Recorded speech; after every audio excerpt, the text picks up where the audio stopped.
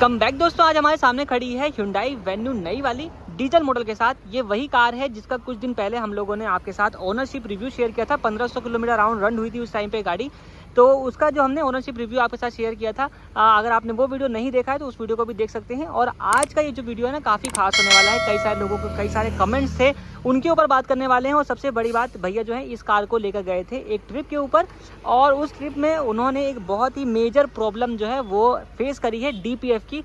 किस तरीके से DPF का प्रॉब्लम उनके सामने आया, किस तरीके से उन्होंने रिजॉल्व किया, सारी कुछ बातें आज के इस वीडियो में आपको देखने को मिलने वाली है। तो भैया बैठे हुए हैं गाड़ी के अंदर, आपको एक बार इंट्रोड्यूस करवाते हैं और मिलते हैं, सारी बातें करते हैं, जानते हैं कैसा कुछ इनका एक्सपीरियंस अब जो है वो रहा है। तो गौरव भाई कैसे हो? बस बढ़िया, आप सुनाइए कैसे हैं? बस बढ़िया। तो सबसे पहले बताइए कि कहाँ गाड़ी लेकर गए थे आप? मैं गाड़ी लेके गया था सरिस्का में। सरिस्का में गए थे। तो अब तक गाड़ी कितने किलोमीटर रन हो चुकी है अपनी? गाड़ी अभी चल चुकी है 2610 किलोमीटर। तो अब कितना माइलेज आपने देखा? सर माइलेज तो वही है, देखो कंटिन्यूस 17 का एवरेज तो है ही है इसकी, मतलब 17 प्लस ही है अभी एवरेज। हाईवे पे तो मतलब अगर आप क्रूज पे चल रहे हैं तो फिर तो 20 प्लस है, 22 के अराउंड दे देती है, बट सिटी में 17 है कंटिन्यूस 17 दे देती है। हाँ। अच्छा, ट्रिप अपनी कितनी लंबी थी, मतलब कितने किलोमीटर का आपने रन किया? जो ट्रिप तो जो टोटल मेरा जो ट्रिप मीटर अभी मैं शो कर रहा है वो है, मतलब ये चली है 500-600 के करीब चली है गाड़ी ट्रिप पे, ऑल ओवर जो टोटल। ठीक है, तो मेन इशू जो लोग समझ रहे थे डीजल इंजन को लेकर के कि DPF का एक इशू आता है, वो आपने फेस कर लिया है। तो सबसे पहले आप अपना एक्सपीरियंस मुझे बताइए कि जब DPF की वार्निंग आई तो आपको कैसा लगा और आपने क्या क्या किया? इसलिए देखो, मैं आपको अगर मैं पूरा क्लैरिटी देता हूँ कि जब मैं सरिस्का में गया था तो वहाँ पर अंदर मतलब जंगल में ले जाने की परमिशन उन्होंने दे दी थी, क्योंकि वहाँ पर अपनी गाड़ी से आप जा सकते हो ट्यूसडे एंड सैटरडे को। तो मैं सैटरडे को गया था तो गाड़ी अंदर ले गया था, तो गाड़ी जो वहाँ का जो टेरेन है वो काफ़ी रफ है और काफ़ी पैची है, तो उसमें काफ़ी क्लच और ब्रेक यूज़ हो रहा था। तो उसमें ये था कि गाड़ी ना तो एवरेज दे रही थी और गाड़ी में कॉन्टीन्यूस पे, जिसका जब बाहर आया, मैं बाहर आने के बाद मैंने देखा कि एक वार्निंग लाइट और एक वही रीजनरेशन का जो एक सिंबल होता है वो आ रहा था टेकोमीटर में। तो मैं तो पहली बात है कि अब नई गाड़ी थी, मैं घबरा गया था कि इशू क्या है कैसे नहीं है। तो गाड़ी के लिए इन्होंने जो रिकमेंड किया था वो है मैनुअल, जो बेसिकली आपके इसमें स्क्रीन पे आता है, इंफोटेनमेंट पे आता है। Yes right. तो उस पर मैनुअल में स्कैन किया तो मैनुअल में पहली बात है इसका कोई इन्फॉर्मेशन नहीं है। और उसके बाद में फिर गूगल सर्च किया तो गूगल सर्च पे पता लगा कि ये थर्मल रीजनरेशन होता है, जिसके लिए गाड़ी का टेम्परेचर 600 डिग्री तक होना चाहिए, जो बेसिकली पॉसिबल नहीं होता। वो पॉसिबल तभी होता है जब कॉन्टिन्यूस इंजन चलता रहे और काफ़ी इतनी हीट अप हो जाए कि वो उस चीज़ को, उस फ्यूम्स को बाहर निकाल सके थ्रू एग्जॉस्ट। मतलब डीजल जो पार्टिकल्स वगैरह होते हैं ना फिल्टर के ऊपर जब जाते हैं, बेसिकली उनको हटाने के लिए वो बताता है। बिल्कुल बिल्कुल।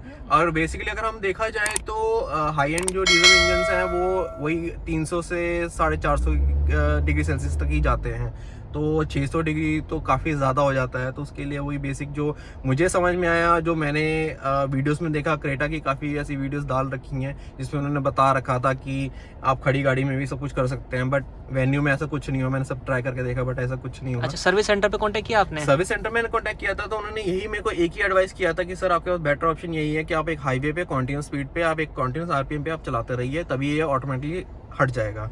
तो अब वो चीज़ मुझे वहाँ पर मिला नहीं सरिस्का में, बट हाँ जब सरिस्का से वापस आ रहा था तो मानेसर रोड पे मुझे वो मिला ऑप्शन। तो मैं कॉन्टिन्यूस चला रहा था, गियर शिफ्टिंग नहीं हो रही थी, कोई क्लच कोई ब्रेक कुछ नहीं, कॉन्टिन्यूस स्पीड पे चल रही थी, RPM सेट था। तो अराउंड 30 मिनट्स के बाद वो दोनों चीज़ें हट गई थी ऑटोमेटिकली। वो रीजनरेशन उसने खुद ही ले लिया। वैसे तो ये मीटर शो करता है कि आप ओके करो तब रीजनरेशन स्टार्ट होगा, बट वो ऑटोमेटिकली हट गया था। तो ऐसा कोई इशू ऐसे मुझे लगा नहीं कि कोई मेजर इशू है। शोरूम कहता है कि अगर इन केस नहीं होता तो आप आओ, हम मतलब उसको जो भी है ट्रबल शूट करेंगे, बट ऐसा मुझे कोई वो लगा नहीं कि हमें शोरूम जाने की ज़रूरत है या कुछ इतना पैनिक होने की ज़रूरत है। वो जस्ट एक नॉर्मल है, जो एक फ्यूम्स हैं जो कई बार नहीं निकल पाती हैं, बस उसके लिए वो ये टेम्परेचर, एक सेट ऑफ टेम्परेचर चाहिए गाड़ी को जिससे वो बर्न हो जाए। तो वो यही है, ऐसा कोई और कोई इशू नहीं है। बेसिकली कई सारे लोग इससे घबरा जाते हैं क्योंकि ये एक इशू नया है, BS6 इंजन में आता है। और कई सारे लोगों का मेरे को कमेंट भी आया कि भाई इसके बारे में थोड़ा सा बताओ, और मैं पर अपना जेन्युइनली कहूँ तो मुझे भी इसके बारे में ज़्यादा कुछ नॉलेज नहीं थी। नहीं, नॉलेज मुझे भी नहीं थी, बट वही है कि जब दिखता है, जब गाड़ी में आप चीज़ फेस करो तो बंदा उसके बारे में स्टडी करता है। अब ऑब्वियसली बात है, लोग गूगल करते हैं, तो गूगल से ही ये चीज़ मुझे पता लगी थी और वीडियोस भी मैंने यूट्यूब पे देखी, बट वही है जो उन्होंने ट्रबल शूट बताया उससे कुछ हुआ नहीं, बट जो शोरूम ने बताया उसी हिसाब से बस हाईवे पे मैं कॉन्टिन्यूस 30 मिनट्स तक मैं कॉन्टिन्यूस स्पीड पे चल रहा था, कॉन्टिन्यूस आरपीएम वही था, उसी के साथ वो हट गया। मतलब ये आपने सेल्फ हटा लिया। और खुद अगर ही हटा आपको लिया। अगर कोई भाई दूसरा देख रहा हो जिसको अपना समझ नहीं आ रहा हो, जिसका इससे भी रिजॉल्व ना हो, तो वो अपना ले जाए से वर्कशॉप में, वहाँ पे ओबीडी वगैरह कनेक्ट करके उसको वो रिजॉल्व कर देंगे। मतलब ये ऐसा इशू नहीं है कि जिसको रिजॉल्व ना किया जा सके। बाकी अभी तो जब से आप चला रहे हो कितना टाइम हो गया कि वो इशू गए हुए? मेरे को इशू ये तो 1 वीक हो चुका है और 1 वीक में अभी तक कोई इशू नहीं आया। लास्ट जो गाड़ी आपके जो लास्ट वीडियो में भी गाड़ी कुछ 1500 किलोमीटर के अराउंड थी, तो अभी भी गाड़ी 2610 चल चुकी है। तो मतलब ये 2000 के करीब में भी ये इशू आया था, तो जो 2000 हुई थी तभी ये इशू आया था। उसके बाद में भी ये 610 किलोमीटर और चल चुकी है, तो मुझे तो दोबारा से इशू नहीं आया मुझे। आपने जो ट्रेन वगैरह में कहा कि वहाँ पे बार बार क्लच यूज हो रहा था, बार बार ब्रेक लग रही थी और उबड़ खाबड़ रास्ते थे, तो वेन्यू का रिस्पॉन्स थोड़ा सा बताइए कि वहाँ पे वेन्यू ने किस तरीके से बिहेव किया, आपको पसंद आया या नहीं? वैसे तो मुझे काफ़ी पसंद आया। उस टेरेन पे काफ़ी स्मूथली गाड़ी चली थी, ऐसा कोई मुझे इशू फेस नहीं हुआ कि ग्राउंड क्लियरेंस भी प्रॉपर था और जो ग्रिप थी टायर्स की वो भी काफ़ी अच्छी थी। बट ऐसा कोई मुझे कोई इशू फेस नहीं हुआ, मुझे तो काफ़ी स्मूथ राइड लगी और मैंने काफ़ी इंजॉय किया ट्रिप को। ठीक है, एक डीपीएफ को छोड़कर के बाकी कुछ अब नेगेटिव आपने ढूंढा इसमें से या नहीं?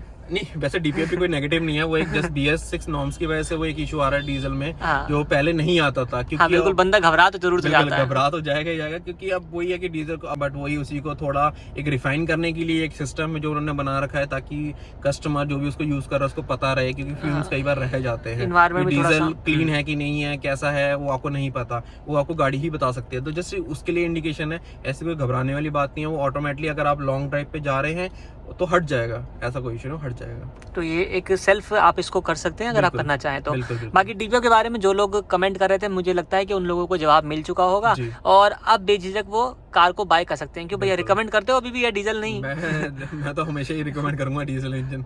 तो ओनर है जिन्होंने ये फेस की प्रॉब्लम और इनका रिजॉल्व भी हो गया और अभी भी ये खुश है अपनी गाड़ी से, इनको कोई भी प्रॉब्लम नहीं है। अच्छा, एक और क्वेश्चन याद आ गया मुझे, ये जो अपना इंफोटेनमेंट सिस्टम है इसके अंदर DRVM का ऑप्शन है, drive rear view monitor system? देखो, रियर व्यू में सिर्फ यही है कि जब आप एक बार रिवर्स कैमरा डालते हैं तो आप रिवर्स का एक बार देख लेंगे, जब तक आप एक कॉन्टिन्यूस जैसे आप कह लो 10 की स्पीड तक आएंगे तब तक वो शो करता रहेगा आपको रियर व्यू, पीछे का सराउंडिंग्स दिखाता रहेगा। जैसे ही आप उसको क्रॉस करेंगे वो हट जाएगा। मतलब 10 की स्पीड तक आता है? हाँ, मतलब DRVM नाम के लिए नहीं है? नाम के लिए ऐसा कुछ है नहीं, ये एक स्पीड तक ही है, जब आप उसको इंक्रीज कर देते हैं उसके बाद वो हट जाता है। ठीक है, और इनबिल्ट नेविगेशन है इसके अंदर?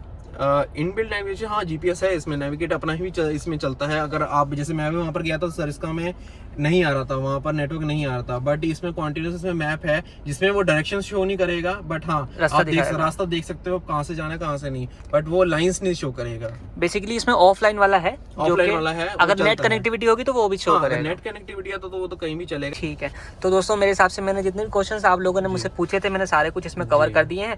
और कोई क्वेश्चन हो तो आप पूछ सकते हैं बेझिझक, हम आपका रिप्लाई देने की जरूर से कोशिश करेंगे। और भैया को टैग कर दूंगा मैं, इनका चैनल भी है अपना, एक बार अपना इंट्रोडक्शन आप खुद दीजिए। जी, मेरे चैनल का नाम है ऑटो वंडर, जिसमें आप ऑटो से रिलेटेड, गाड़ियों से रिलेटेड वीडियोस आप देख सकते हैं, प्लस अगर ट्रैवल ब्लॉग्स वगैरह भी आप उस पर देख सकते हैं। तो प्लीज़ उस चैनल पे जाइए, उसको लाइक कीजिए, शेयर कीजिए और कमेंट कीजिए, और जितना ज़्यादा शेयर कर सकते हैं वो ज़्यादा बढ़िया है। Thank you for watching.